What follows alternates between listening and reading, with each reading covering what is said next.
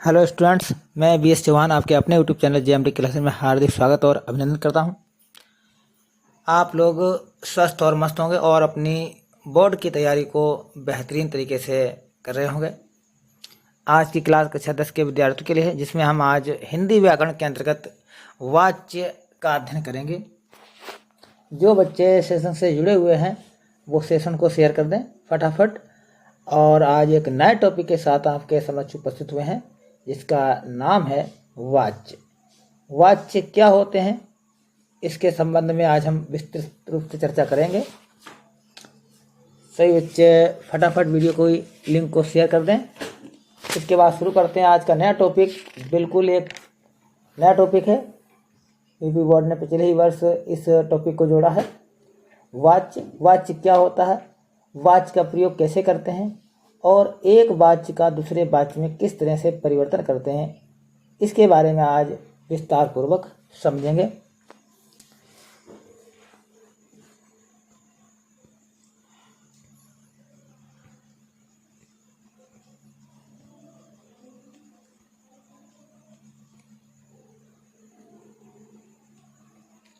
देखिए बच्चों, वाच्य का अर्थ, वाच्य का आशय क्या है, वाच्य तात्पर्य क्या है। वाच्य शब्द संस्कृत की वच धातु से बना है। यहाँ से प्रश्न बन सकता है, पूछा जा सकता है कि वाच्य शब्द संस्कृत की किस धातु से बना है। तो वाच्य शब्द बच्चों संस्कृत की वच धातु से बना है और जिसका अर्थ होता है कहे जाने योग्य अथवा बताने योग्य। कहे जाने योग्य अथवा बताने योग्य। भाषा में बताने योग्य अथवा सबसे महत्वपूर्ण क्रिया होती है। भाषा में अगर कोई बात बतानी है तो बताने में सबसे जो महत्वपूर्ण होता है वो क्या होता है, क्रिया होती है। क्रिया के द्वारा ही हम किसी बात को बताते हैं। वाच्य किसी वाक्य में क्रिया की इसी महत्वपूर्ण भूमिका को दर्शाता है कि वह किसके अनुरूप प्रयुक्त हुई है, यानी क्रिया किसके अनुरूप आई है, इसी को हम वाच्य के माध्यम से व्यक्त करते हैं। तो दूसरे तरह से अगर हम बात करना चाहें, वाच्य को समझना चाहें, तो सरल ढंग से इस तरह से समझ सकते हैं कि वाच्य का अर्थ होता है बोलने का ढंग या तरीका।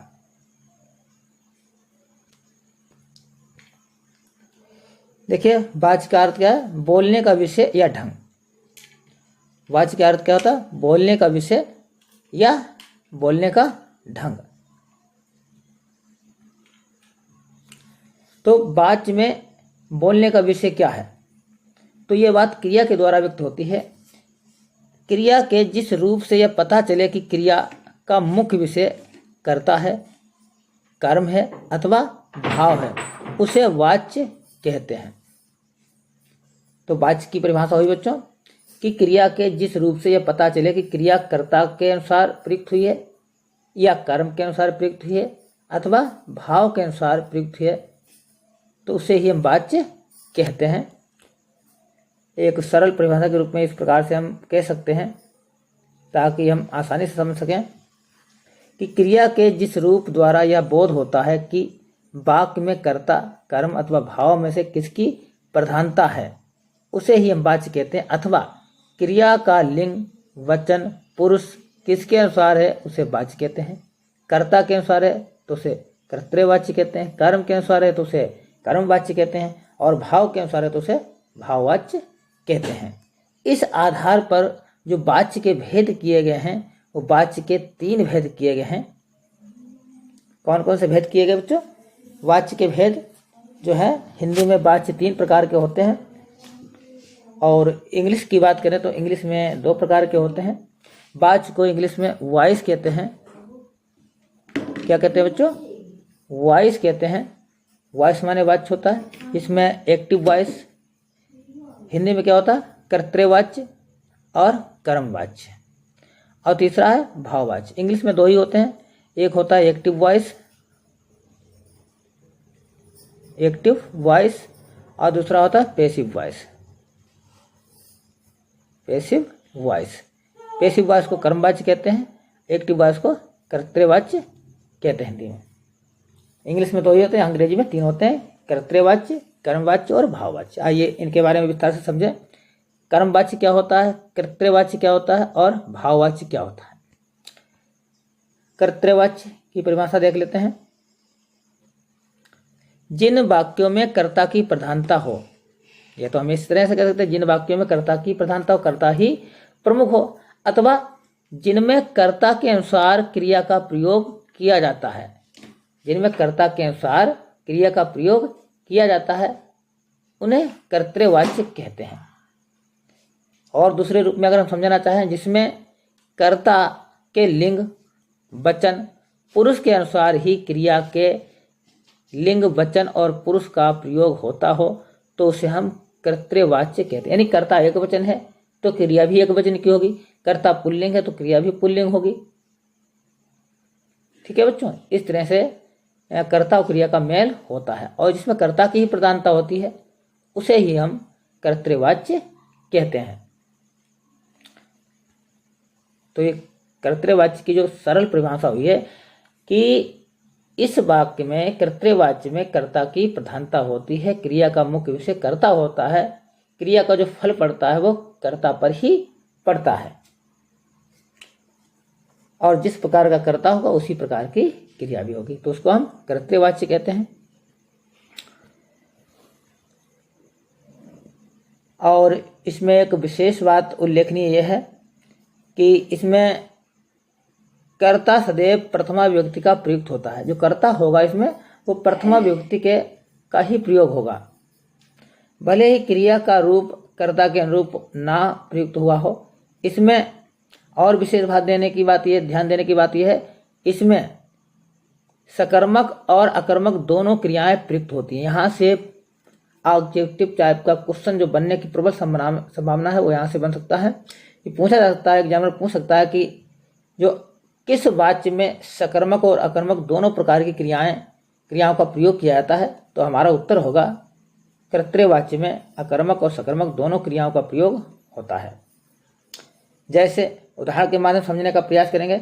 सीता गीत गाती है, तो सीता गीत गाती है अगर पहचाना जाए कि ये किस वाच्य का उदाहरण है, सीता गीत गाती है, ये किस वाच्य का उदाहरण है, किस वाच्य का उदाहरण है। तो चूंकि आप इसमें देख सकते हैं सीता गीत गाती है, गीत गाना का प्रभाव जो है किस पर पड़ रहा है, कर्ता पर पड़ रहा है। गाती जो क्रिया का प्रभाव है वो किस पर पड़ रहा है, कर्ता पर पड़ रहा है। और यहाँ पर सीता करता, तो सीता कर्ता की ही प्रधानता है, गीत सीता गाती है, तो गाती जो क्रिया है उसका प्रभाव सीता पर पड़ रहा है। तो इस वाक्य में सीता करता है और सीता की ही प्रधानता है। दूसरी बात, सीता क्या है, पुल्लिंग की है, स्त्रीलिंग का करता है, तो क्रिया भी स्त्रीलिंग है। सीता एक वचन है, क्रिया भी एक वचन की ही प्रयुक्त हुई है। तो और गाती क्रिया कैसी है, एक सकर्मक क्रिया है। कैसी क्रिया है, सकर्मक क्रिया, इसके साथ कर्म लगा हुआ है। अगर कहेंगे सीता सकर्मक क्रिया कैसे है, तो हम प्रश्न पूछेंगे सीता गाती है, अब क्या गाती है, तो क्या प्रश्न पूछने से क्या गाती है से प्रश्न पूछ रहे हैं, हमें उत्तर मिलेगा गीत गाती है, कविता गाती है। तो हमें इसके सब प्रश्न के जवाब में उत्तर मिल जाएगा। जब उत्तर मिल जाए तो समझो वहाँ पर सकर्मक क्रिया है। और जब क्या क्यों लगाने से उत्तर ना मिले तो अकर्मक क्रिया है। तो जिसमें क्रिया कर्ता की प्रधानता होती है, जिसमें कर्ता की प्रधानता होती है, क्रिया का प्रभाव कर्ता पर पड़े, तो वहाँ पर जो है कर्तृवाच्य होता है, कर्तृवाच्य होता है। अगला उदाहरण है,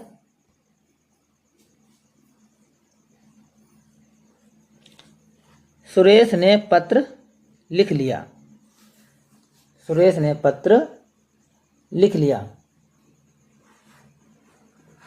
सुरेश ने पत्र लिख लिया, तो यहाँ पर सुरेश करता है और लिख लिया क्या है, क्रिया है, और पत्र है कर्म। क्योंकि लिखने का काम किस पर पड़ता है, पत्र पर पड़ता है। लिखने का काम किस पर पड़ता है? पत्र पर। सॉरी बच्चों, सुरेश पर पड़ रहा है। तो क्या लिख रहा है? तो जवाब में मिलेगा पत्र।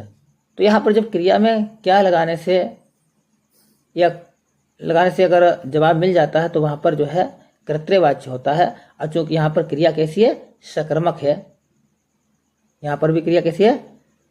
सकर्मक क्रिया प्रयुक्त हुई है। अगला है बच्चा रोता है। तो रोता क्रिया है और बच्चा करता है। तो रोता किस प्रकार की क्रिया है? अकर्मक क्रिया है। किस प्रकार की है? अकर्मक क्रिया। तो रोने का प्रभाव किस पर पड़ रहा है? कर्ता पर। रोने का प्रभाव किस पर पड़ रहा है? कर्ता पर पड़ रहा है। तो यहाँ पर रोता जो है अकर्मक क्रिया है। तो बच्चा रोता है किस प्रकार का वाक्य? इसमें प्रधानता कर्ता की है, तो यहाँ पर कर्तृवाच्य हो गया।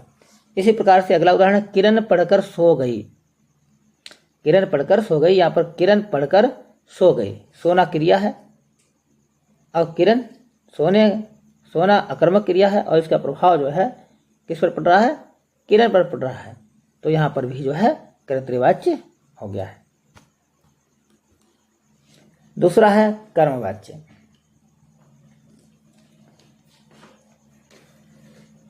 जिन वाक्यों में कर्म की प्रधानता हो और कर्ता गौण हो, कहने का मतलब है जिसमें कर्म के अनुसार क्रिया का प्रयोग किया जाता है उसे कर्मवाच्य कहते हैं। इसमें क्या होता है? कर्म क्रिया का जो लिंग पुरुष और वचन होगा वो उसका निर्धारण जो है कर्म के लिंग वचन पुरुष के अनुसार होता है, कर्ता के अनुसार नहीं होता। तो इस वाच्य को कर्मवाच्य कहते हैं। और कर्मवाच्य में केवल सकर्मक क्रिया का ही प्रयोग होती है। केवल कैसी क्रिया प्रयोग होती है? सकर्मक क्रिया। जो कर्मवाच्य होता है उसमें केवल सकर्मक क्रिया का ही प्रयोग होता है। इस बात को विशेष ध्यान रखना चाहिए बच्चे, केवल सकर्मक क्रिया का ही प्रयोग होता है। और क्रिया किसके अनुसार आएगी? कर्म के अनुसार आएगी। कर्म के अनुसार क्रिया का प्रयोग होता है। जैसे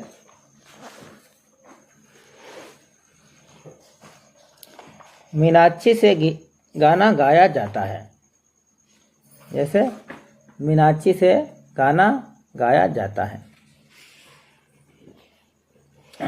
तो मीनाक्षी से गाना गाया जाता है, तो गाना गाया जाता है, ठीक है, गाना गाया जाता है तो मीनाक्षी से। तो यहाँ पर गाना जो है कर्म है, इस कर्म के अनुसार यहाँ पर गाया जाता है, क्योंकि क्रिया का प्रभाव जो है किस पर पड़ रहा है? कर्म पर पड़ रहा है। और कैसे पहचानेंगे? इसमें जो से शब्द लगा होता है, कर्म वाच्य में क्या होता है बच्चों? से शब्द लगा होता है। इसमें कर्ता को कर्म बना दिया जाता है और कर्म को कर्ता बना दिया जाता है। तो यहाँ पर से लगा हुआ है, तो मीनाक्षी से या मीनाक्षी के द्वारा गाना गाया जाता है। चाहे से लगा दो या के द्वारा लगा दो, के द्वारा लगा दो, तो वहाँ पर कर्मवाच्य बन जाएगा। दूसरा, राम द्वारा खाना खा लिया गया है। तो खाना खाने क्रिया का प्रभाव किस पर पड़ रहा है? कर्म पर पड़ रहा है। ये खा लिया क्रिया का प्रभाव किस पर पड़ रहा है? खाना पर पड़ रहा है, ठीक है। तो खाना क्या है? खाना है कर्म। तो यहाँ पर कर्मवाच्य हो गया। अगला है घंटी चपरासी द्वारा बजाई गई। तो घंटी क्या है? घंटी कर्म है, बजाई गई क्रिया है। तो बजाई गई, घंटी बजाई गई, किसने बजाई? चपरासी के द्वारा बजाई गई। मुख्य क्या है? इस बजाई गई क्रिया का प्रभाव किस पर पड़ रहा है? घंटी पर पड़ रहा है। तो घंटी क्या है? कर्म है। तो जहाँ पर कर्म प्रधान हो, क्रिया का फल कर्म पर पड़े, तो वहाँ पर कर्मवाच्य होता है। अब देखिए बच्चों, कर्मवाच्य के प्रयोग स्थल यानी कर्मवाच्य का प्रयोग कहाँ कहाँ होते हैं, ये जितने भी उदाहरण यहाँ पर हम बताएंगे वो सभी कर्मवाच्य के ही उदाहरण होंगे। तो कर्मवाच्य का प्रयोग कहाँ कहाँ होता है, देखिए समझते हैं। कर्मवाच्य का प्रयोग वहाँ होता है जहाँ कर्ता अज्ञात होता है। जहाँ कर्ता ज्ञात नहीं होता वहाँ पर कर्मवाच्य का प्रयोग होता है। इस चीज़ को विशेष रूप से सभी बच्चे ध्यान दें। यहाँ से प्रश्न परीक्षा में बन सकते हैं। किस प्रकार से प्रश्न बनेंगे उसको हम आगे कवर करेंगे। तो जहाँ कर्ता अज्ञात हो वहाँ पर इस प्रकार के प्रश्न बनते हैं और वहाँ पर कौन सा वाच्य होगा? कर्मवाच्य होगा। जहाँ कर्ता अज्ञात होगा, कर्ता ज्ञात नहीं होगा, वहाँ पर कर्मवाच्य होगा। जैसे सूचना दे दी गई, कंबल बांटे गए। तो यहाँ पर सूचना दे दी गई, यहाँ पर कर्ता जो है पता नहीं है। जब कर्ता ज्ञात ना हो तो वहाँ पर भी कर्मवाच्य होगा। ये कर्मवाच्य के उदाहरण है। आगे है पत्र भेज दिया गया। पत्र भेज दिया गया, पत्र क्या है? कर्म। अब भेज दिया गया, कर्ता यहाँ पर ज्ञात नहीं है, तो यहाँ पर भी ये कर्मवाच्य का उदाहरण है। तो जहाँ पर कर्ता ज्ञात ना हो या कर्ता अज्ञात हो तो वहाँ पर कर्मवाच्य हो जाता है। अगला है जहाँ उद्देश्य कर्ता को प्रकट ना करने का हो। जहाँ उद्देश्य कर्ता को प्रकट करने का ना हो वहाँ पर भी कर्मवाच्य होता है। जैसे जांच कार्य चल रहा है, जांच कार्य चल रहा है। अगला है अपराधियों का पता लगाया जा रहा है। अगला पॉइंट है अचानक कोई अनचाहा काम हो जाए तो वहाँ पर भी कर्मवाच्य होता है। जैसे फूलदान टूट गया, पैसे खो गए, दूध बिखर गया आदि कर्मवाच्य के उदाहरण हैं, क्योंकि यहाँ पर कोई भी कार्य अचानक हो गया है। फिर असमर्थता बताने के लिए, जहाँ पर असमर्थता बताई जाए वहाँ पर भी कर्मवाच्य होता है। जैसे अब तो कुछ भी दिखाई नहीं देता, उसका दुख देखा नहीं जाता, अब और कुछ नहीं खाया जा सकता। तो इन सभी वाक्यों में कर्मवाच्य है, क्योंकि यहाँ पर असमर्थता व्यक्त की गई है। अगला सरकारी कानूनी कार्यालय आदेशों व निर्देशों में भी कर्मवाच्य का ही प्रयोग होता है। जैसे चोर को पकड़वाने वाले को पुरस्कृत किया जाएगा, चोर को पकड़वाने वाले को पुरस्कृत किया जाएगा। तो चोर को पकड़वाना, चोर क्या है? कर्म है। गलत भरा हुआ फार्म निरस्त कर दिया जाएगा, यहाँ भी कर्मवाच्य है। अस्पतालों में मुफ्त दवाइयाँ उपलब्ध कराई जाएंगी, ये भी यहाँ पर कर्मवाच्य। ये सभी कर्मवाच्य, जहाँ पर भी इनका उपयोग होता है इस चीज़ों का, तो वहाँ पर कर्मवाच्य ही होता है। इस चीज़ को विशेष ध्यान रखना बच्चों। अगला है भाववाच्य, जो हमारा तीसरा प्रकार है वो है भाववाच्य। इसमें क्या होता है? जिन वाक्यों में भाव की प्रधानता होती है या जिसमें क्रिया भाव के अनुसार प्रयोग की जाती है उसे हम भाववाच्य कहते हैं।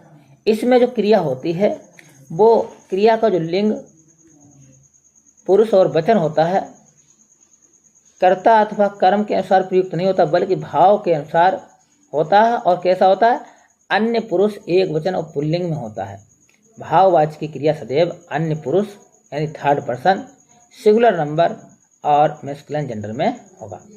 अन्य पुरुष एक वचन और पुल्लिंग में होता है। भाववाच्यों में अकर्मक क्रिया ही होती है। जो भाववाच्य होंगे उसमें अकर्मक क्रिया का ही प्रयोग होगा। ये इस चीज़ को विशेष ध्यान रखना। क्या होता है इसमें? क्रिया अन्य पुरुष एक वचन और पुल्लिंग की होती है और इसमें अकर्मक क्रिया का ही प्रयोग होता है। जैसे अब गीता से चला नहीं जाता, अब गीता से चला जाता है, अब गीता से चला जाता है। तो अब चला जाता है, जहाँ पर भी जाता है लग जाएगा, चला जाता है। तो यहाँ पर जो है भाववाच्य है, यहाँ पर भाव व्यक्त किया गया कि अब गीता से चला जाता है। अब मुझसे दौड़ा नहीं, मुझसे और दौड़ा नहीं जाता है, तो यहाँ पर भी भाव को व्यक्त किया गया है। अब दौड़ा क्यों नहीं जाता? क्योंकि थक गया है। थकना क्या है? भाव है। पक्षियों से उड़ा जाता है,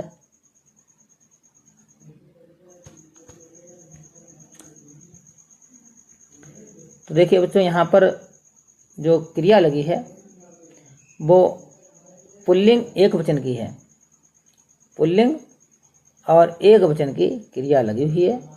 तो यहाँ पर पुल्लिंग और एक वचन की क्रिया लगी हो तो वहाँ पर भाववाच्य हो जाता है। इसी से हम पहचान लेंगे कि यहाँ पर भाववाच्य, क्योंकि पक्षियों क्या है? पक्षियों क्या है? पक्षियों जो है बहुवचन है, तो क्रिया भी बहुवचन की आनी चाहिए, लेकिन क्रिया पर यहाँ पर क्रिया एकवचन की है। तो यहाँ पर जो क्रिया एकवचन की है तो यह किसके अनुसार है? भाव के अनुसार है।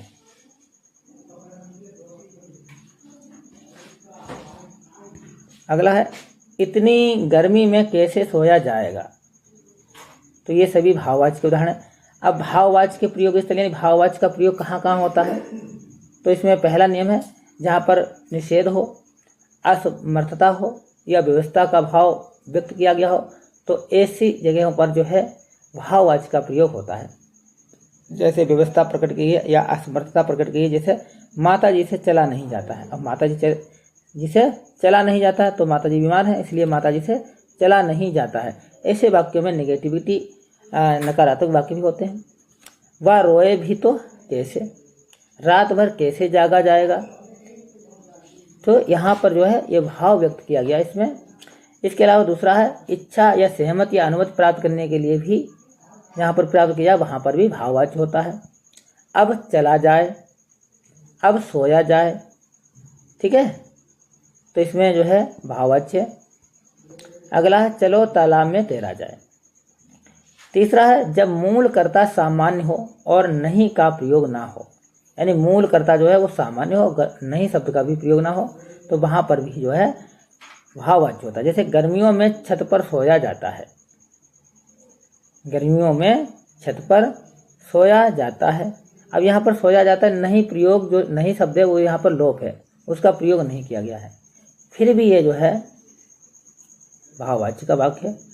अब वाच्य परिवर्तन एक वाच्य को दूसरे वाच्य में किस प्रकार से बदलते हैं।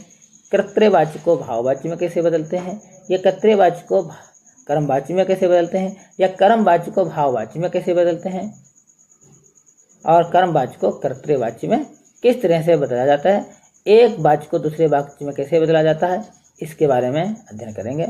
तो वाच्य परिवर्तन का अर्थ है कि एक वाच्य के वाक्य को दूसरे वाच्य में बदलना, कर्तृवाच्य के वाक्यों को कर्मवाच्य में बदलना अथवा भाववाच्य के वाक्यों में बदलना, और भाववाच्य अथवा कर्मवाच्य के वाक्यों को कर्तृवाच्य में बदलना, ये वाच्य परिवर्तन के अंतर्गत आता है। तो सबसे पहले हम जानेंगे कि कर्तृवाच्य का कर्मवाच्य में परिवर्तन कैसे होता है, यानी जो कर्तृवाच्य का वाक्य है उसको हमें कर्मवाच्य में बदलना है। इसके लिए हमें किन किन बातों को ध्यान में रखना है, किन किन नियमों को याद रखना है, ताकि नियमों के अंतर्गत अगर हम बदलेंगे तभी हमारा वाक्य शुद्ध होगा। तो इसके लिए कुछ प्रक्रिया अपनाई जाती है, कुछ नियम होते हैं, उनको ध्यान में रखना होता है। जैसे पहला नियम है कर्तृवाच्य की मुख्य क्रिया को सामान्य भूतकाल की क्रिया में बदल दिया जाता है। जो कर्तृवाच्य की मुख्य क्रिया है उसको सामान्य भूतकाल की क्रिया में बदल दिया जाता है, पहला पॉइंट ये ध्यान रखना है। फिर जाना क्रिया के रूप को कर्तृवाच्य की मुख्य क्रिया के काल तथा कर्म के लिंग, वचन और पुरुष के अनुसार बनाकर मुख्य क्रिया के साथ जोड़ दिया जाता है। अगला है कर्ता के साथ से या के द्वारा या द्वारा लगा दिया जाता है, यानी जो कर्मवाच्य का कर्तवाच्य का जो ऑब्जेक्ट है उसको प्रधान बना दिया जाता है, और जो कर्तृवाच्य का जो कर्ता है उसके साथ से या के द्वारा शब्द लगा दिया जाता है। अगला है कर्ता और कर्म का स्थान परिवर्तन अनिवार्य नहीं है, यह वक्ता के कथन पर निर्भर करता है। जिस प्रकार से अंग्रेजी में सब्जेक्ट को ऑब्जेक्ट, ऑब्जेक्ट को सब्जेक्ट बना दिया जाता है, वैसा हिंदी में अनिवार्य नहीं है। ये वक्ता के कथन पर निर्भर करता है कि वो कैसा कहना, किस प्रकार से कहना चाहता है, उसके बोलने का ढंग क्या है। अगला है इन नियमों के आधार पर हम अब समझेंगे किस प्रकार से एक वाच्य को दूसरे वाच्य में बदलते हैं। जैसे यहाँ पर एग्जाम्पल दिया गया है, यहाँ पर कर्तृवाच्य के वाक्य को हम कर्मवाच्य में बदलेंगे।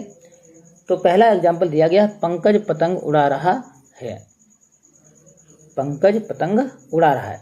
अब यहाँ पर देखिए जो पंकज है वो पुल्लिंग एकवचन है, उसी के अनुसार यहाँ पर क्रिया उड़ा रहा आया है, पुल्लिंग एकवचन की आया है, और पंकज थर्ड वचन अन्य पुरुष है, पंकज अन्य पुरुष भी है, तो यहाँ पर आया है। अब इसको हमें कर्मवाच्य में बदलना है। तो कर्मवाच्य में क्या होता है, कर्ता से पहले कर्ता के बाद में से या के द्वारा या केवल द्वारा शब्द का प्रयोग करते हैं। जैसे पंकज पतंग उड़ा रहा है, इसमें हम पंकज के साथ के द्वारा शब्द जोड़ देंगे, पंकज के द्वारा पतंग। अब चूंकि के द्वारा लगने पर जो क्रिया होगी वो कर्म के अनुसार प्रयुक्त होगी। क्रिया किसके अनुसार होगी? क्रिया होगी कर्म के अनुसार। और इस वाक्य में कर्म कौन सा है? कर्म है पतंग। तो यहाँ पर के द्वारा, पंकज के साथ के द्वारा जुड़ने पर जो कर्ता है वो गौड़ हो जाएगा और कर्म प्रधान हो जाएगा। पतंग प्रधान हो गई और पतंग क्या है? स्त्रीलिंग है। इसी के साथ इसीलिए यहाँ पर उड़ा की जगह उड़ाई शब्द का प्रयोग हुआ है, यानी कि स्त्रीलिंग भी क्रिया बन गई है। जब कर्म स्त्रीलिंग है, एक वचन है, तो क्रिया भी स्त्रीलिंग और एक वचन की ही प्रयुक्त हुई है। ठीक है, तो कृत्यवाची से कर्मवाची में बदलने के लिए कर्ता के साथ के द्वारा जोड़ दिया जाता है और कर्म प्रधान होता है। कर्म के अनुसार ही क्रिया का प्रयोग किया जाता है। अगला है फैक्ट्री बंद कर दी गई, और इसका कर्मवाची बनेगा फैक्ट्री बंद करा दी गई। अगला बच्चे शोर मचाएंगे, इसको कर्मवाची में बदलेंगे तो बच्चों के साथ द्वारा या के द्वारा जोड़ देंगे। बच्चों के द्वारा शोर मचाया जाएगा, मचाया जाएगा। तो इस प्रकार से कर्तृवाची को कर्मवाची में बदलते हैं। और ठीक इसका कर्मवाची को कर्तृवाची में किस प्रकार से बदलेंगे? उसमें के द्वारा या से जो शब्द लगा होगा उसको हटा दिया जाएगा और कर्ता के अनुसार ही क्रिया का प्रयोग होगा। अगला कर्तृवाची का भाववाची में परिवर्तन। अभी हमने क्या देखा? कर्तृवाची से कर्मवाची में बदलना। अब कर्तृवाची से हम भाववाची में बदलेंगे। तो इसके भी नियम होते हैं। क्या नियम होता है? पहला है कर्ता के साथ से द्वारा या के द्वारा लगा दिया जाता है। क्रिया को अन्य पुरुष पुल्लिंग एक वचन में रखते हैं। ये बात ध्यान रखने योग्य है। क्रिया किसमें होगी? अन्य पुरुष पुल्लिंग और एक वचन में होगी, तभी उसे हम भाववाच्य कह सकेंगे।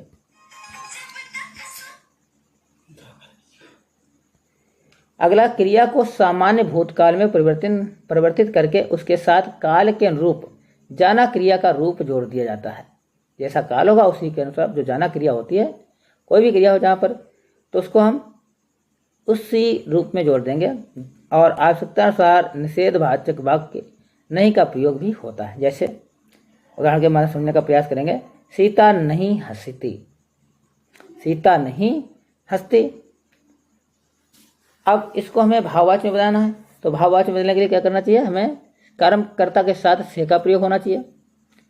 सीता से हंसा नहीं जाता।